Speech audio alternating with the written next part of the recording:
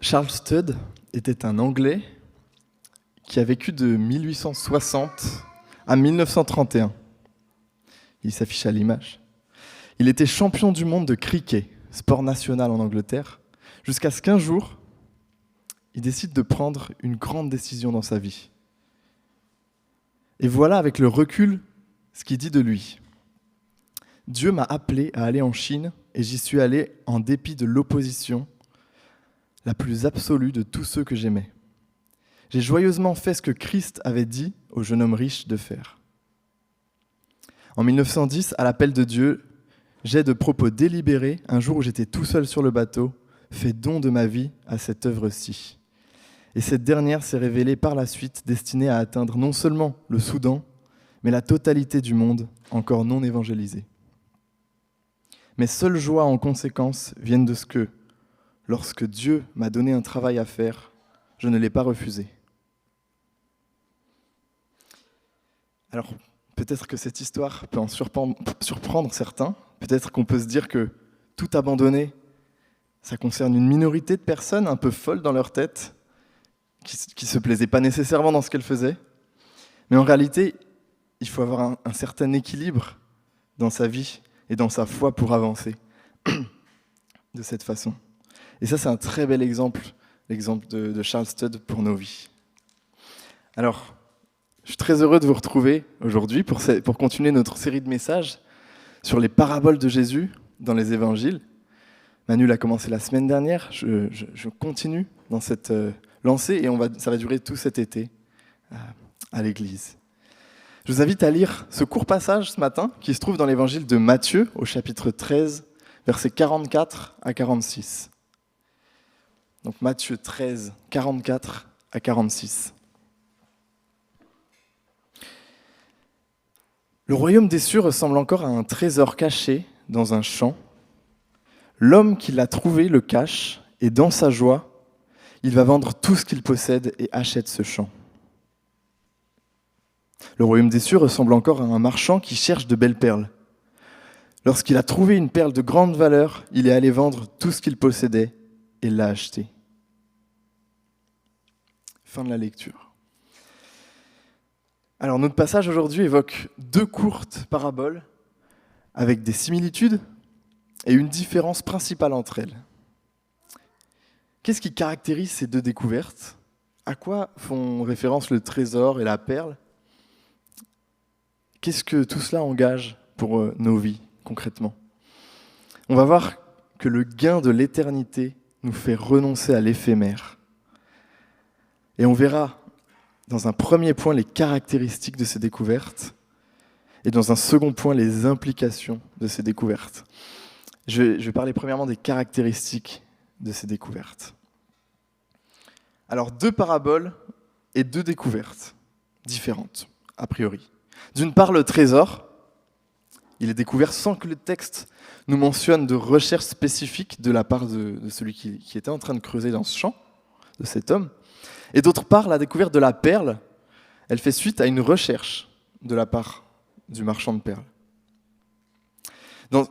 Par ces paraboles, Jésus, il avait l'intention précise de donner un peu plus d'éléments à la foule et à ses disciples qui étaient en train de l'écouter devant lui sur la signification du royaume des cieux. Et il utilisait justement ces images pour que ses auditeurs puissent mieux saisir son sens. Je vous propose de commencer plus en détail par regarder ce que le trésor signifie, le trésor caché. La première partie sur laquelle le lecteur est invité à s'arrêter, c'est celle du trésor avant celle de la perle. Alors qu'est-ce qu'on sait exactement sur ce trésor ? À quoi il fait référence ? On peut lire en premièrement que le royaume des cieux ressemble à un trésor caché. Donc le trésor est associé au royaume des cieux. Mais concrètement, qu'est-ce que Jésus a voulu dire par là ? Est-ce que les personnes qui l'écoutaient avaient clairement saisi le fond de sa pensée ? Contrairement à beaucoup de paraboles dans les évangiles, et des paraboles qui précèdent juste ces deux-là, Jésus n'a pas expliqué le sens de ces deux petites paraboles. Alors, arrivé ici, je me pose deux questions. Pourquoi un trésor ? Et pourquoi caché? Le trésor, c'est évidemment ce vers quoi l'homme est naturellement attiré. Ça représente un prix élevé, quelque chose de précieux. Ça peut également être transmis directement par héritage, un trésor. Certainement, beaucoup d'entre nous ont déjà rêvé de découvrir un trésor quelque part. Bref, les caractéristiques du trésor sont nombreuses et intéressantes pour qu'on comprenne mieux son utilisation par Jésus. Et maintenant, caché. Jésus parle d'un trésor qui est caché. Et le fait qu'il soit caché, c'est pas anodin. Mais ça nous pose quelques questions quand même. Est-ce que ce trésor avait pour objectif de ne pas être découvert s'il était caché? Est-ce qu'il était difficile à trouver, à obtenir? Quelle est la vraie signification du trésor? Premièrement, si le trésor est caché, ce n'est pas qu'il ne devait pas être découvert. C'est pas ça. Le trésor, il a d'ailleurs fini par être découvert, donc ça veut dire qu'il n'était pas caché définitivement.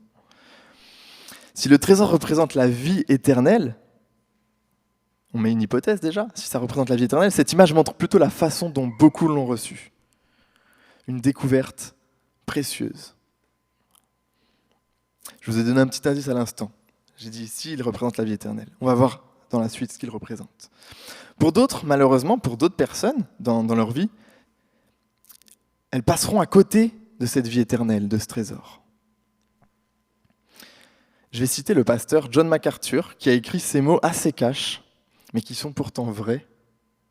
Il dit « Les perdus n'y ont pas leur part.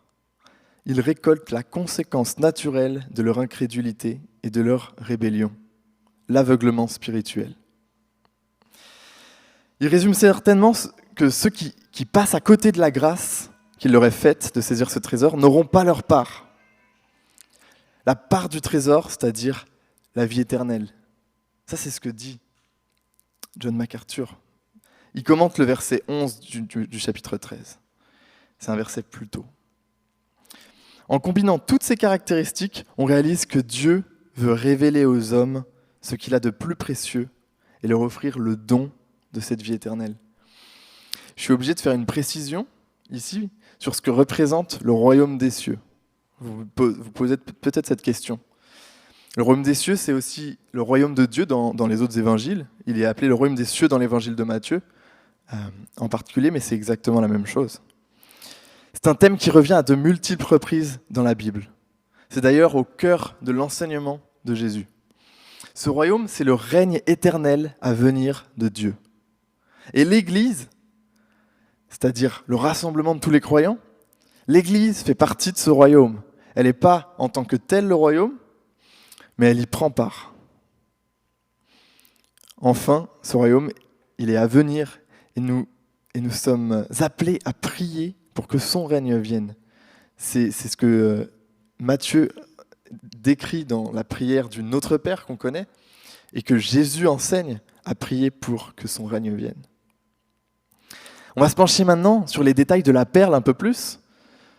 L'autre parabole qui nous est rapportée, c'est cette fameuse parabole de la perle, très courte aussi. Et à la différence du trésor caché qu'on vient de voir, ici le marchand était spécifiquement à la recherche de cette perle. Cela peut nous montrer qu'il y a plusieurs façons d'arriver à trouver le royaume des cieux. Certains sont à la recherche spécifique, comme ce marchand de perles, d'autres n'y étaient pas spécialement, comme celui qui creusait dans ce champ. Car l'important, ce n'est pas tant le chemin qu'on a pris, mais l'arrivée en elle-même. Certains ont reçu l'évangile dans les tout derniers moments de leur vie, car ils l'ont entendu et accepté à ce moment. D'autres ont passé des années à essayer de chercher Dieu. On pourrait nous-mêmes se retrouver dans l'une ou l'autre de ces situations. Et on revient au constat que rien ne peut faire obstacle à la souveraineté de Dieu. Si Dieu veut qu'on le connaisse un jour, alors celui qui le cherchait arrêtera de le chercher, car il aura trouvé la perle, et celui qui ne le cherchait pas spécialement tombera peut-être nez à nez sur ce trésor. Dans tous les cas, c'est la grâce qui fait que nous pouvons être sauvés. Je rappelle ce verset que l'apôtre Paul nous redit dans la lettre aux Éphésiens. Il dit « En effet, c'est par la grâce que vous êtes sauvés, par le moyen de la foi, et cela ne vient pas de vous, c'est le don de Dieu. Ce n'est pas par les œuvres afin que personne ne puisse se vanter. On ne sait pas du tout le contexte ni l'identité de l'homme qui creusait dans ce champ. On ne sait pas pourquoi il travaille dans ce champ qui n'est pas à lui. Qu'est-ce qu'il fait ici en fait? On ne sait pas. On pourrait se poser un tas de questions, de circonstances, mais je crois que le centre des propos de Jésus, c'est pas là. Il ne nous demande pas de comprendre les circonstances de cette parabole, mais plutôt ce qu'elle signifie et ce qu'elle implique. Un des accents principaux de notre première parabole, ça se trouve sur la joie de cet homme. Quand on lit ce texte, quand il découvre le trésor, le premier sentiment qui va l'habiter, c'est une joie. Autrement dit, la vie éternelle, la découverte de la vie éternelle remplit de joie cet homme. Et c'est certainement l'une des caractéristiques fortes de cette découverte dans nos propres vies. Ça ne sera pas simplement une joie du moment, une joie éphémère, passagère, superficielle, mais ça sera une joie en toile de fond dans nos vies. On vivra des épreuves, des combats, des luttes, c'est une réalité et la Bible en parle. Mais la joie qui était présente lorsque nous avons reçu la vie éternelle sera toujours présente. Et ça, c'est l'un des fruits que l'Esprit nous donne et qu'il cultive en nous. Et on en parle ça dans le verset 22 du chapitre 5 de Galates. Galates 5, 22. C'est vraiment un fruit de l'Esprit. Comment notre joie se manifeste-t-elle au quotidien lorsque nous sommes chrétiens? Pour les jeunes chrétiens dans la foi, comment entretenez-vous cette joie immense que vous avez eue lorsque vous vous êtes tourné vers Christ? Même question pour les chrétiens qui sont plus mûrs dans leur foi. Comment on entretient cette joie? C'est une question. J'apporte pas nécessairement de réponse là. L'une des choses notables de ce texte, c'est de réaliser d'où provient la motivation de cet homme. Elle provient de sa joie. Si l'homme veut aller vendre tout ce qu'il possède, c'est parce qu'il a compris que tout était déjà accompli et que le royaume des cieux était également pour lui. C'est ça la signification du trésor révélé. L'une des premières choses que cette histoire nous apprend, c'est que le gain de l'éternité nous comble d'une joie profonde qui nous fait renoncer à tout ce qui est terrestre et éphémère.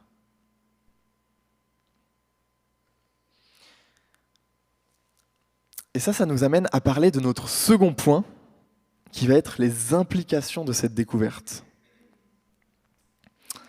On va voir que cette découverte engage l'individu, que ce soit sur Terre, mais aussi pour l'éternité.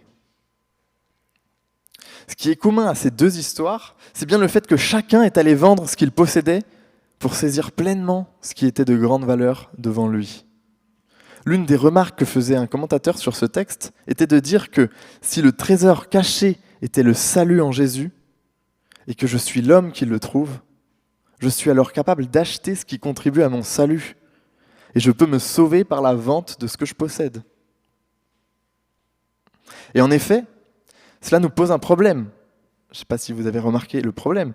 Ça irait à l'encontre du message global de la Bible, qui nous rappelle que le salut est un don de Dieu, comme nous venons de le relire juste avant dans Éphésiens. Rien ne nous dit d'ailleurs que dans ces deux paraboles, ces deux hommes sont allés vendre ce qu'ils avaient pour avoir suffisamment d'argent pour acheter ce qu'ils ont trouvé. Ce n'est pas ce que les paraboles enseignent. En creusant davantage sur ce sujet, on sera éclairé par un autre passage de la Bible, et c'est encore Jésus qui répond à un homme qui lui demandait comment hériter de la vie éternelle. Je lis en Marc 10, 21.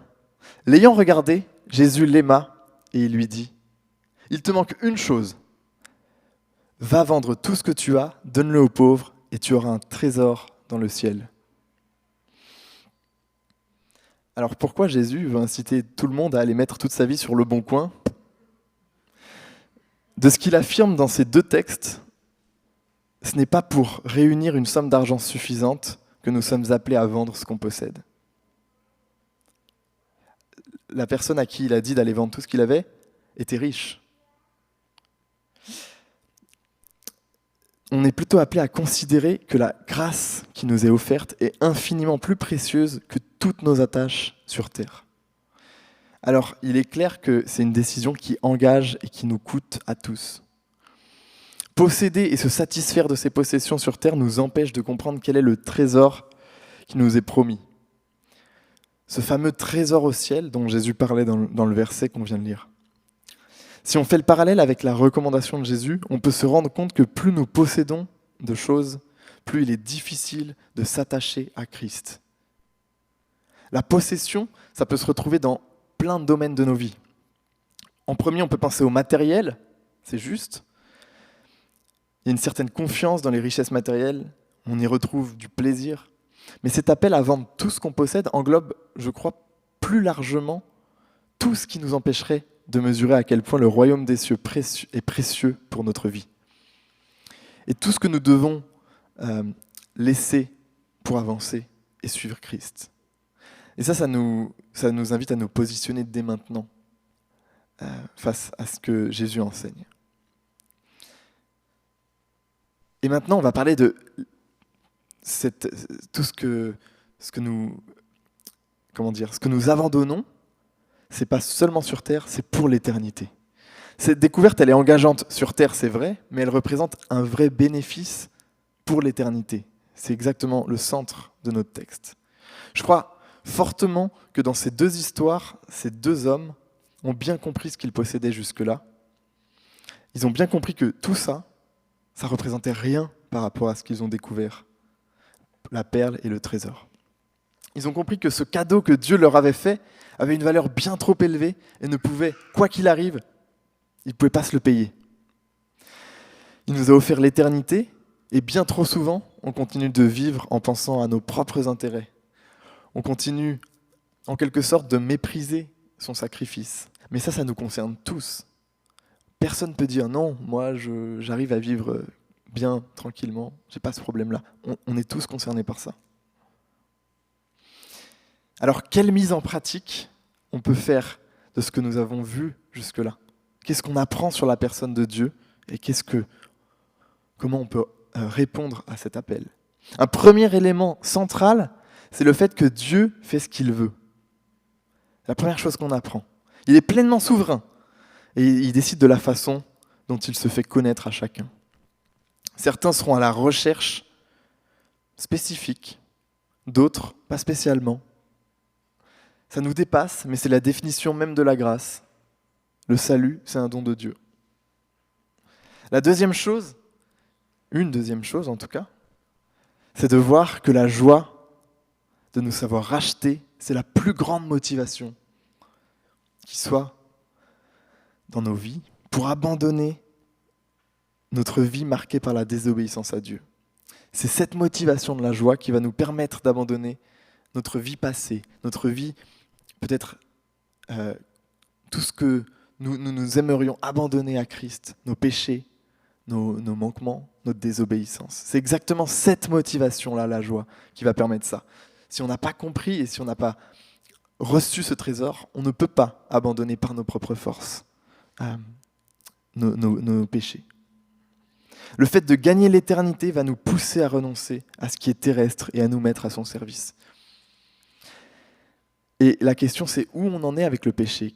Est-ce que ce péché nous empêche d'avancer ? Est-ce qu'on continue de lutter ou on a abandonné déjà cette lutte parce qu'on croyait que c'était trop dur pour nous et on n'en voyait pas les fruits ? Où on en est avec le péché dans nos vies ? Ce qui m'aide, moi, dans ma propre vie, dans ma lutte face au péché, c'est de regarder à ce qui m'a été offert, justement. Ce qui m'a été offert à la croix. Et régulièrement, sonder Dieu, demander à Dieu s'il y a des choses qui devraient changer. D'être dans une attitude, justement, de repentance. Et une dernière chose qu'on peut mettre en pratique, c'est de voir que ce renoncement, c'est bien pour une réalité supérieure à cette terre. C'est pas seulement pour cette terre. Oui, c'est vrai, renoncer à ces choses-là, ça va nous faire sûrement beaucoup de bien sur cette terre. Et je peux vraiment témoigner de ça. Mais c'est bien plus encore, c'est pour l'éternité. On peut avoir la certitude que ce à quoi nous renonçons sur cette terre aura toujours moins de valeur que ce que ce trésor contient. C'est même une valeur qui n'est pas comparable avec ce qui attend ceux qui ont placé leur foi en Christ. Alors, Pour conclure, peut-être que ce matin parmi nous, sûrement pour la plupart, ce trésor n'est plus caché, cette perle a été trouvée. La question maintenant, c'est de savoir comment on fait pour faire fructifier tout ça. Comment faire fructifier ce don de Dieu? Peut-être qu'il y en a parmi nous chez qui ce trésor a été tout récemment révélé, ou même aujourd'hui. Et c'est merveilleux. Chaque jour, de nouvelles personnes entendent ce message et renoncent à leur vie passée pour gagner cette vie nouvelle en Christ. Mais dans tous les cas, que vous soyez jeune ou plus mûr dans votre foi, sachez que vous avez la possibilité, après ce culte, justement, on parlait de prière, vous pouvez venir prier avec une personne qui sera devant. Ça sera de chaque côté, alors n'hésitez pas de profiter de ces deux personnes. Que ce soit un sujet de prière en particulier, que ce soit demander le pardon de vos fautes pour la première fois, je ne sais pas dans quel état vous êtes. Voilà, vous avez la possibilité de venir.